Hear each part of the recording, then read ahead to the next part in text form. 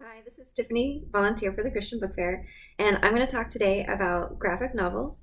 I have 14 of the favorite graphic novels from my kids' collection and from the book fair.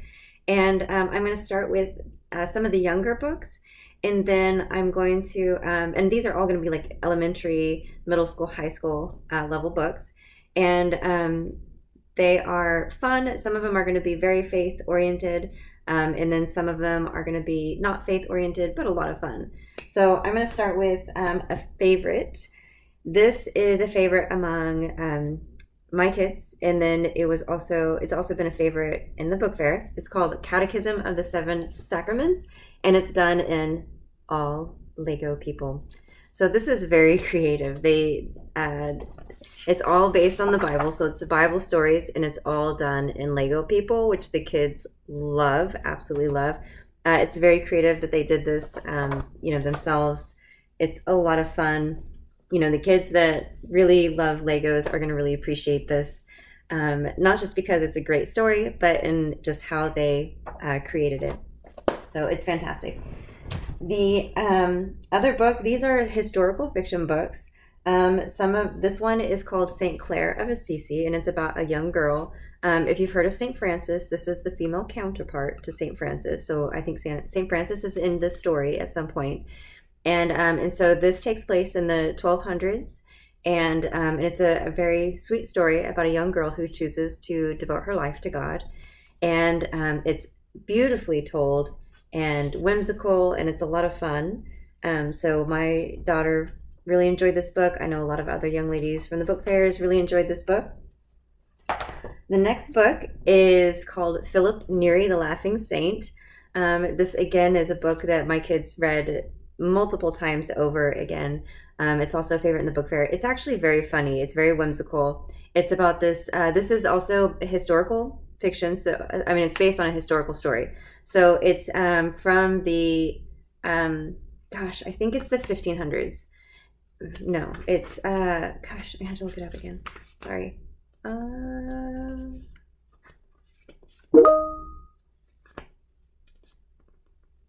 It says in here somewhere. Hold on. Oh yeah, 1532. So is when he's 17 years old in 1352. Anyways, but the story, sorry, is about a young guy who doesn't really realize that God is calling him, but everybody around him realizes that God's calling him. And so he kind of, so he ends up, devoting his life to God, but it's really, it's kind of comical because it's not so obvious to him, but it's obvious to everybody else. And, but the story is the art is whimsical, it's funny, it's fun, it's very well done. So this also, because it's very easy to read. So this was a good book for intro readers as well. The kids that are just learning to read, they'll if some kids aren't like super excited about reading, and so they may need something that's a little bit more inviting for them to read. And so this is a good way to invite kids to read that aren't as excited about reading. And then the older kids will enjoy it too. So I have another historical book. This one is the story of Saint Theresa of Avila, and this one is in I think it's the 1500s as well. I'm gonna have to look again. Sorry. Clearly, history is not my forte, and it is. Gosh.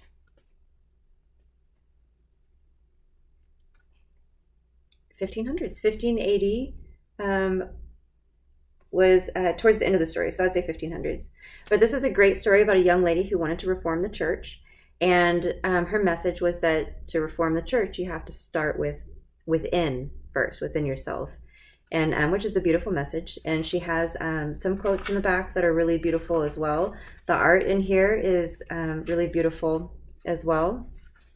It's a very sweet story. And let's see, I was going to look at, so this was found in St. Theresa of Avila's notebook. It says, "Let nothing disturb you, let nothing frighten you. All things are passing. God alone never changes. Patience gains all things. If you have God, you will want for nothing. God alone suffices." It's very beautiful. Beautiful story. I have another one. This is not a fiction story or nonfiction. It's actually Bible stories. And this is called The Diary of a Godman. And this is really written for Catholic children. But what I liked about it is that, because this was actually written in for 2020 to 2021, but it's also a Bible study. So it has every section is going to go through the art is really actually quite comical as well. But let's see, so every story goes through a couple readings of the Bible, but they all relate to each other. So it'll start in the Old Testament, and then it'll have a Psalm reading, and then it'll have a couple New Testaments. So it's really a Bible study for kids. That's cute, fun, whimsical. So like, I was looking for. This is actually not the one I was going to show originally, I think. Oh well. There's a number of different ones like this. But let's see. So I'm just going to look at the first one. So the first one is supposed to be for the first Sunday of Advent, and it starts with Isaiah. The first reading is from 63. And then it goes into Psalm 80, and then it goes into 1 Corinthians 1, 3 through 9, and then the Gospel is Mark 13, 33 through 37. And so all the stories are supposed to relate to each other, so that you're seeing the new within the old of the Bible. So I thought that was really interesting for children. Okay, so the next series of books I have are for a little bit older children. This is still elementary school. These are going to be less faith-based, more fun. So this one is called Zita, the Spacegirl. And this is just a very fun, whimsical book. I would say it's probably for older kids, because some of the art and some of the creatures in here, older middle school, because some of the art and some of the creatures in here, the like younger middle school, like kindergarten, first grade, they might be a little scared of, or they might think it's really funny. I don't know. But I can tell you my kids really enjoyed this. All my kids read this book and really enjoyed it. Boys and girls enjoyed the story. It's fun, it's imaginative, it's adventurous, and it's just a really great story about a young girl that gets whisked away into a fantasy space world of all these different creatures, and how she perseveres and, being able to overcome that. So it's a great story, very fun read. And then we have same author is Mighty Jack by Ben Hatke. I don't know how to say his name. I'm sorry. Mighty Jack is kind of a twist on the Jack and the Beanstalk, but it's way more fun, way more whimsical. There's a couple points, like the art is whimsical too. It's fun. The characters are fun. It's very silly. There's not nearly as much verbiage on the pages as I would like. And some of them actually have no verbiage. And I would have liked at least like some sound or something in there. But definitely, this is definitely a fun book to read. Not really the best like reading, advancing book. So I use these books a lot of times to get my kids to read other chapter books. So it's like a segue into reading chapter books. In fact, it really works great for that. I cannot tell you how many times I was like, hey, I'll get you that book, but you got to read this one. That's a chapter book. And they're like, yes. Okay. So it works. And I can tell you, some kids, they love art. Art speaks to them. And so, having, these art pictures is still really great for them because it feeds the other interest in their lives of art. So I'm okay with that as well. Then we have Real Friends. This is a really fun book. The kids love it. My daughter really enjoyed this book. Other kids in the book fairs really enjoy this book. And it's a really great story. This is for older kids, though. I would say like older elementary school, even middle school would be good for this. It's just this great group of friends, and then sometimes they go through like difficulties in their friend groups. And then at some point in time, Jesus actually debuts in this. Love it. So there's moments of prayer, and there's moments of, the young girls, talking to Jesus about, her issues. And so this is mostly just a fun, really great book, but it also has some elements that I know like the Christian families and the kids are going to relate to. So really fun book. In terms of reading content, again, it has a lot more pages, but not a lot of writing content or reading content in it, but it's still pretty good. All right, getting to, again, older elementary, middle school kids. Yes, Spider-Man is a lot of fun. And some Spider-Man stories actually do have faith element to it. The newer ones, the newer stories, even this one is like a retelling of the first Spider-Man movie, if you've seen that one, which the movie had faith elements in it. But the newer comics don't usually, I haven't seen really that faith element, which is unfortunate because that's always been a really strong, part of who Spider-Man is. It's always present in the movies. And then if you go back to the original comic stories that are written by Stan Lee, which are included in some of these, so they'll have like a real short, newer version. And you notice on the newer versions, again, we don't see a lot of content, but the story is really good. It's funny. And then, but then when you read the original stories by Stan Lee, you can see there's a lot of actually reading content in here. So this is not only fun, whimsical story, but there's actually getting some good reading in here. There is a little bit of faith element too, because again, the Spider-Man from Stan Lee has a faith element. So there's a moment when Spider-Man in the story references miracle. And and then he also depends on prayer at some point. And when it comes to the saving the life of his aunt, he realizes and just gives it to prayer, which is fantastic to be able to see a superhero with a humble heart like that. Spider-Man is a great character as well because he's very, he's not about revenge, and so he wants to help people, and he does want to capture the bad guys, but he wants to do it in the right way. He doesn't want to do it in a way that would make him just as bad as the bad guy, So, yeah. This one is Marvelverse Spider-Man. It doesn't say a number on it, so it's great. The book says it's for ages 10 and up, and I thought this was a great book. My kids enjoyed it. I didn't see any concerns with it. Just some fighting scenes would probably be the only thing, but most of it is pretty. It's not scary by any means. Okay. The next book is, now this is getting towards like older middle school, high school. Anne of Green Gables is a great book for a graphic novel. It's a fantastic story, and of course it has a very sweet faith element in it. So there's moments of prayer, there's a lot of humor, and then I love the art in this too. I think the biggest criticism I've heard about this book is that like her eyes are a little beady here, and you think of Anne of Green Gables and you think of her as like just a very like sweet and fun spirited kind of person, and so the eyes, I don't, I can see what they were saying maybe, but all in all, otherwise I really like this art because there's a lot of movement in it. There's a lot of flow in the clothing, as well as like you can see like the leaves moving and the pouring of the water and the dancing and the flowing. Sorry, I'm trying to look for a good example of like where you can see the movement, because when I was looking at this earlier, I saw like everywhere, but so you can just see the movement, and so I think that's really a nice element to this kind of art.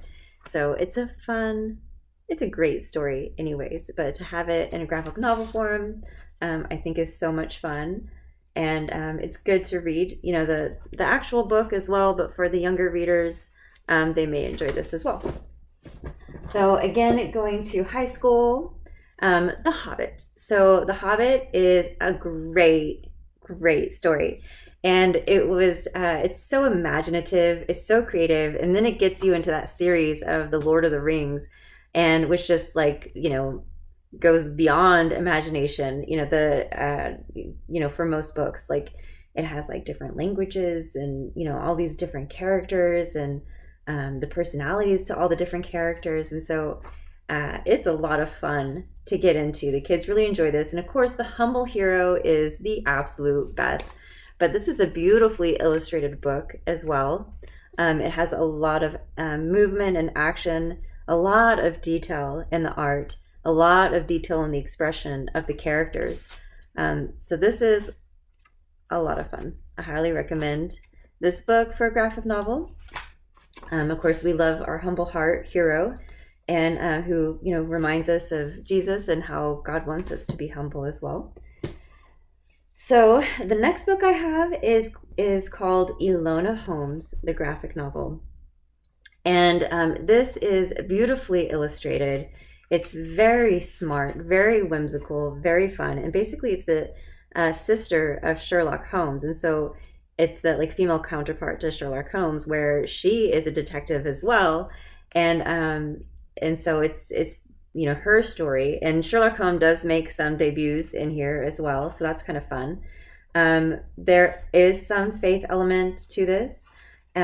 This is there are some topics about because it's a historical story, so it's the time period is like the 1800s.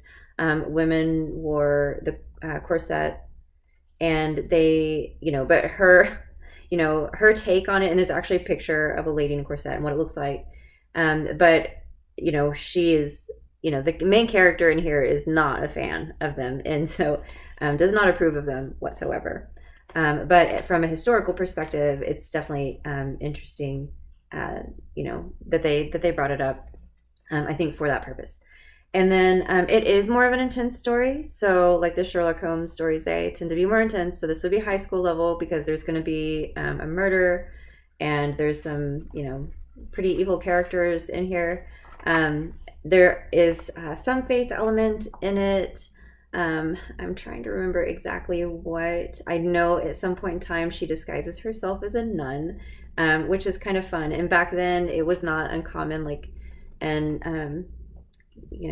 don't know about the 1800s, but I know one of the other books in the 1500s, one of the stories was talking about how girls used to pretend and dress up like nuns, and so at one point in time she disguises herself as a nun, and but there's it's a fun story, and I just can't remember what other references there are to faith, but I do recall that there's something. Sorry.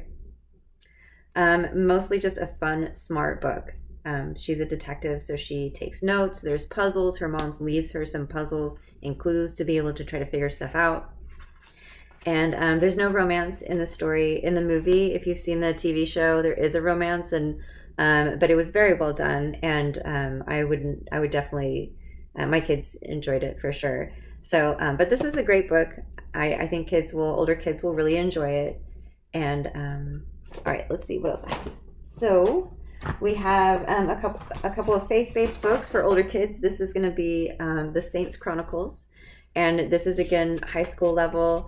There's going to be stories like Bible stories about the saints talking about Bible stories, or just stories of the saints, like Saint Patrick is in here.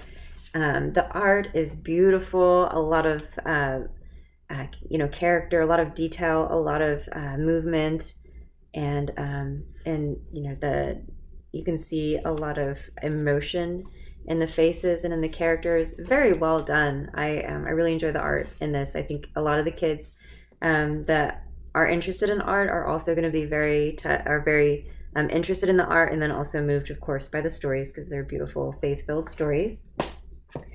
The last book is called The Life of Jesus, a graphic novel. And this, again, has a lot of really fantastic detailed art, also a lot of reading. There's other Bible books like this as well. I think there's the Action Bible is really popular as well. And the Action Bible has a devotion. It has the New Testament. You can get a full Bible in it. But I think kids that are not interested in just sitting and reading the Bible throughout, or it's hard to get them to want to read the Bible, these kinds of books are really great to have for them.